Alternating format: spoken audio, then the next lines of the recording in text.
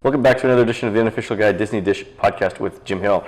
This is a video podcast, and for this edition, we've decided to take your questions. From Joe R. Loved hearing your Eisner stories on past podcasts, especially the story of him riding a limo with Mickey and Minnie refusing to break character and answer his questions. Are there any other good Eisner stories that we might not know about? Oh, Michael. How do I miss him? No, he was... It was colorful. But again, he was a guy who... was enthusiastic, and in fact, but often for the worst ideas. We talked about the other show where he'd have essentially a new idea every day. Yeah, and the thing what was great is when Frank Wallace was alive. Frank was enough of a veteran of the industry, and Eisner actually respected him to the effect of that's probably a bad idea, Michael, and shut that down. But no, Michael. I don't know. He honestly meant well, but so often, he'd go through the parks, and and people just kind of got terrified because he'd fixate on something, and all right, we're going to do something with that, and it's trash cans.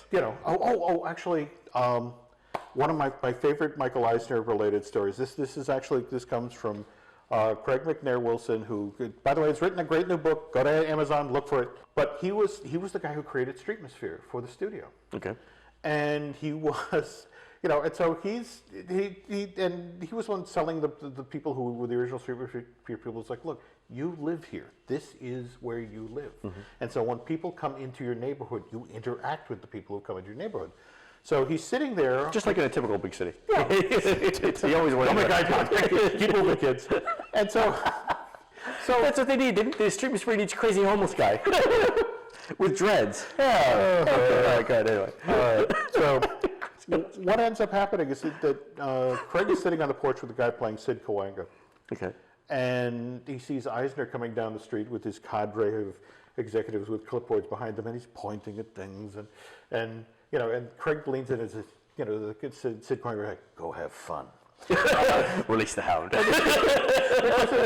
sorry, Michael, it's so nice to see you. Hi, and it's like, oh, well, nice to see you as well. They're the colorful, Streetmosphere person. Colorful native in your garb. And by the way, it immediately shifts into Hollywood Deal. No, you promised me you were going to send me the costumes from Good Morning Vietnam. I need stock for the store. Come on, help me out here. And I said, oh, well, look at this. And it turns actually one of the minions and make that happen. A wave of the hand and it's done. And so it's now it's like 3 weeks later, and the people who are working in the store, and it's like the delivery's here. What delivery? And it's like it is it's a rental truck that is full of Good Morning Vietnam. Robin Williams is in the passenger seat. Look, we just bought everything. Send back what you don't want. It's like, it was a joke. It was a humor. And no, they for years they were like, they're like shipping off stuff. Enjoy the pants from Good Morning Vietnam. Oh God, that's a classic. No, but again, he was a very colorful guy. In fact, don't get me wrong, I actually love what Bob Iger's doing, the notion of giving the power to the people who run the various divisions. Yeah. But I miss the crazy of Michael. It was a fun time. So. Great story. Mm-hmm.